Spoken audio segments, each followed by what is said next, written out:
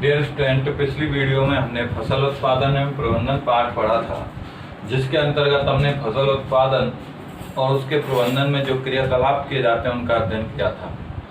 आज के इस वीडियो में इस चैप्टर के कुछ अभ्यास प्रश्नों का अध्ययन करते हैं। हम अभ्यास प्रश्नों को देखते हैं। देखिए, आपका पहला प्रश्न है, उचित शब्द छांटकर रिक्त स्थानों की पूर्ति कीजिए। ये शब्द दे रखे हैं आपको, तैरना, जल, फसल, पोषक, तैयारी। इन शब्दों के आधार पर, ये जो शब्द दिए गए हैं, इन शब्दों के आधार पर हमें इन रिक्त स्थानों को भरना है, इन रिक्त स्थानों की पूर्ति करनी है। तो देखिए, सबसे पहला रिक्त स्थान है एक ही स्थान एक ही प्रकार के बड़ी मात्रा में उगाए गए पौधों को क्या कहते हैं? क्या रिक्त स्थान का मतलब रिक्त स्थान दे रखा, अर्थात जब एक ही स्थान पर एक ही प्रकार के पौधों को, जब एक ही स्थान पर एक ही प्रकार के पौधों को बड़ी मात्रा में उगाया जाता है, बड़ी मात्रा में उगाया जाता है, तो उसको क्या कहते हैं? फिर उसको कहते हैं बेटा फसल। क्या कहते हैं? फसल। तो इस रिक्त स्थान में क्या आ गया? फसल आ गया। जब एक ही स्थान पर एक ही प्रकार के पौधों को बड़ी मात्रा में उगाया जाता है तो उसको क्या कहते हैं बेटा? फसल कहते हैं। दूसरा, फसल उगाने से पहले प्रथम चरण में मिट्टी की खाली जगह होती है।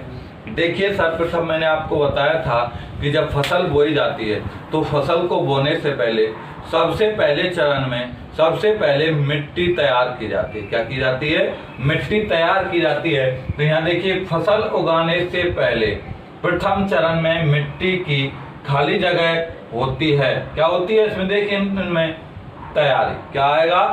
तैयारी। तो इस खाली जगह में क्या आ गया? तैयारी।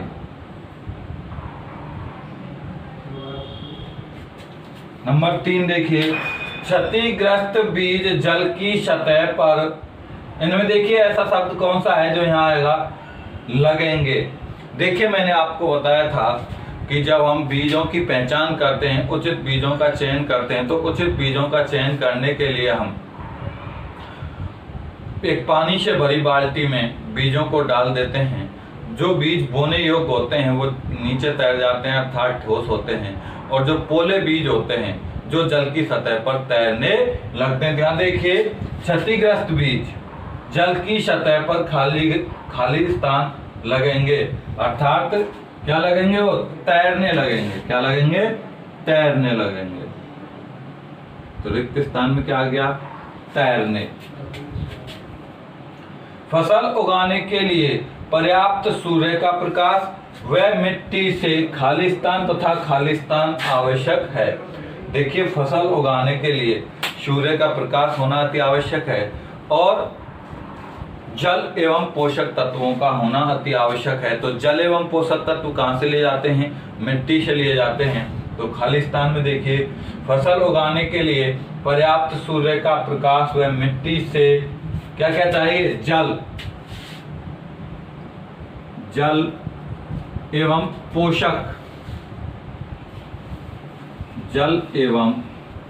पोषक तत्व आवश्यक। तो ये आपके रिक्त स्थान हुए। देखिए, कॉलम ए में दिए गए शब्दों का मिलान। नंबर 2 प्रश्न देख रहे हैं हम।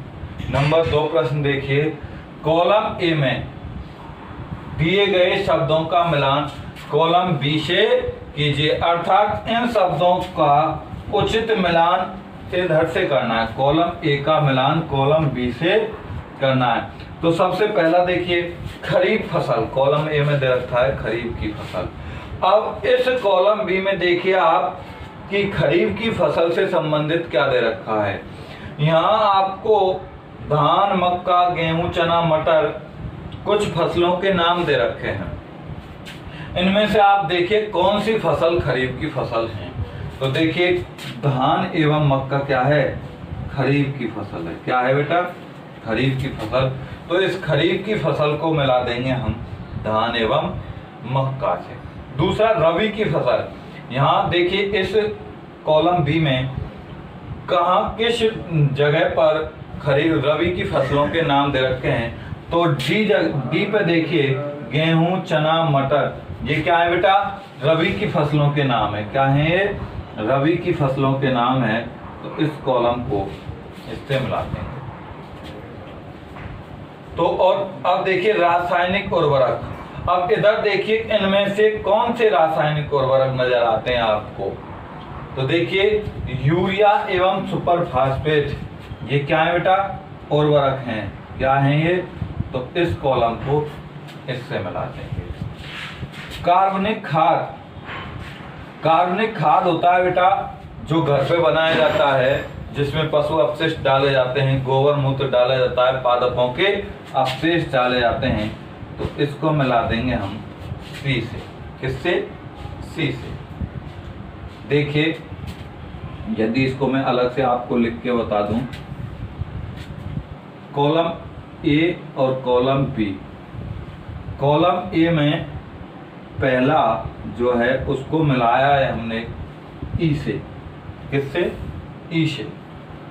कॉलम दो नंबर 2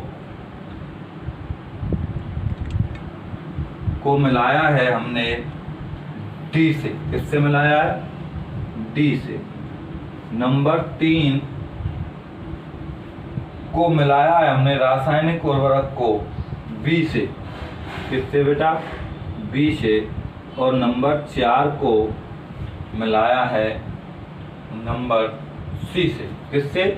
सी से। तो यहाँ मैंने आपको ये शॉर्ट में और लिख दिए हैं इनके मिलान करके।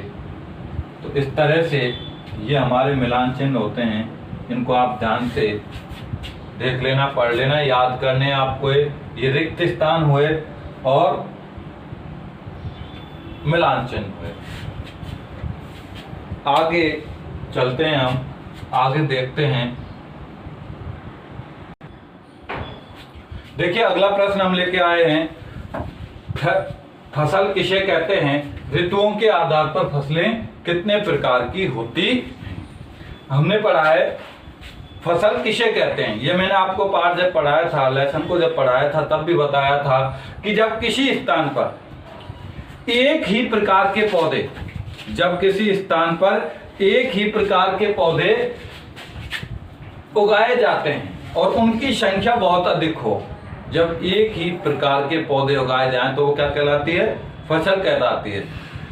किसी स्थान पर उगाए जाने वाले एक ही प्रकार के पौधों को क्या कहते हैं? हम फसल कहते हैं। क्या कहते हैं? फसल कहते हैं। जब एक ही प्रकार के पौधे अधिक संख्या में बहुत बड़े क्षेत्र में यदि उगाए जाएं तो वो क्या कहलाता है? फसल कहलाता है। किसी स्थान पर उगाए जाने वाले एक ही प्रकार के पौधों को क्या कह सकते हैं? हम फसल कह सकते हैं। देखिए ऋतुओं के आधार पर फसलों को 2 भागों में बांटा गया है। ऋतुओं के आधार पर फसलों को 2 भागों में बांटा गया है। ऋतुओं के आधार पर फसलें 2 प्रकार की होती हैं, एक रबी की फसल और खरीफ की फसल। मैंने आपको पहले बताया था। अब आप कहोगे सर आपने एक फसल और बताई थी जायद की फसल।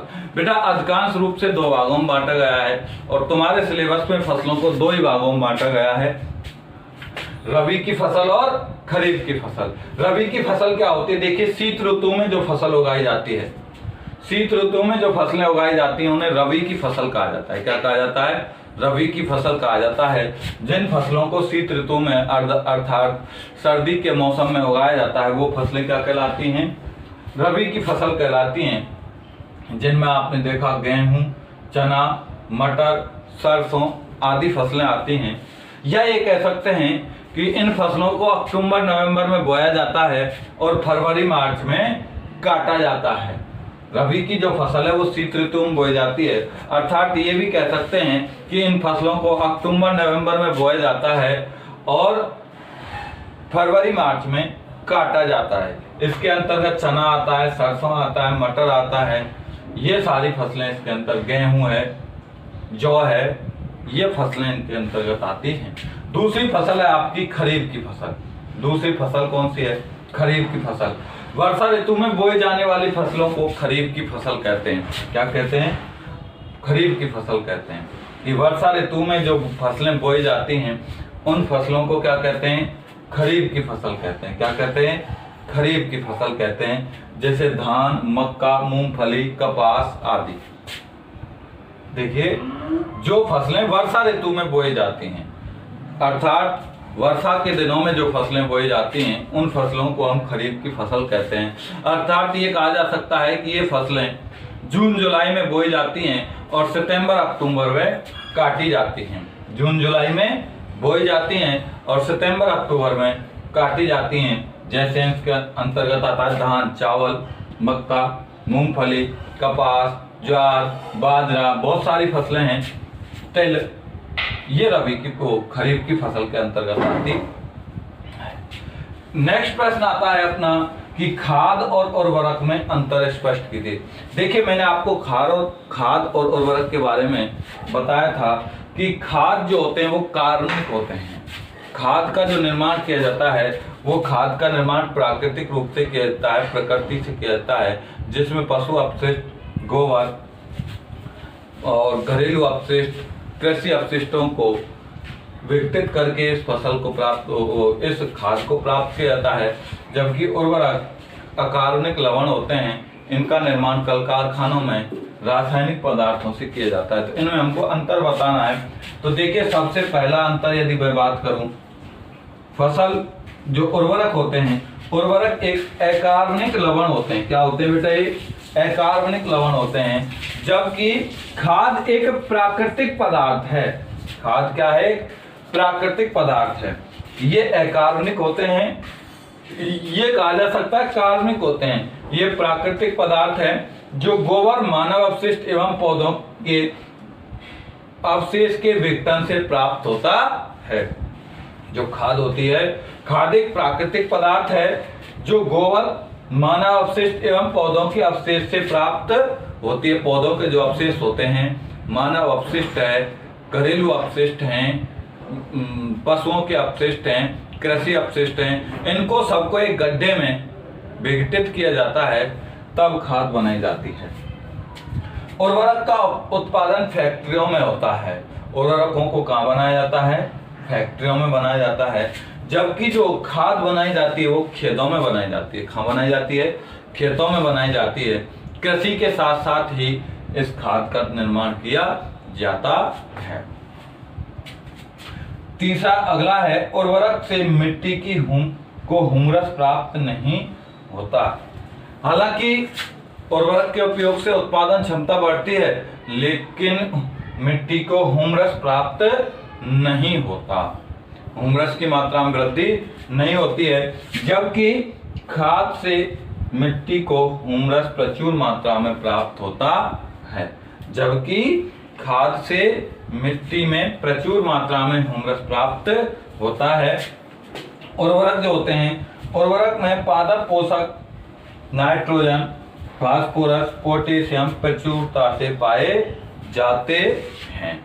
अर्थात जो रासायनिक उर्वरक हैं, इन रासायनिक उर्वरकों में नाइट्रोजन की, फास्फोरस की, पोटेशियम की प्रचुर मात्रा पाई जाती है।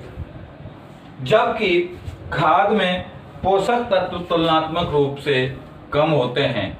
देखिए, खाद उर्वरक की बात कर रहे हैं हम। खाद और उर्वरक में खाद का जो प्रभाव होता है वो मिट्टी में लंबे समय तक होता है।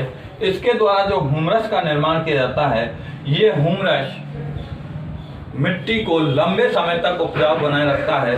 जबकि उर्वरक जो होते हैं, उर्वरक में जो पोषक तत्व होते हैं, ये मिट्टी में लंबे समय तक काम नहीं आते। इनके द्वारा, उर्वरक के द्वारा मिट्टी लंबे समय तक उपजाऊ नहीं बनी रहती है। इससे आगे हम आपको अगले वीडियो में लेकर आएंगे। धन्यवाद।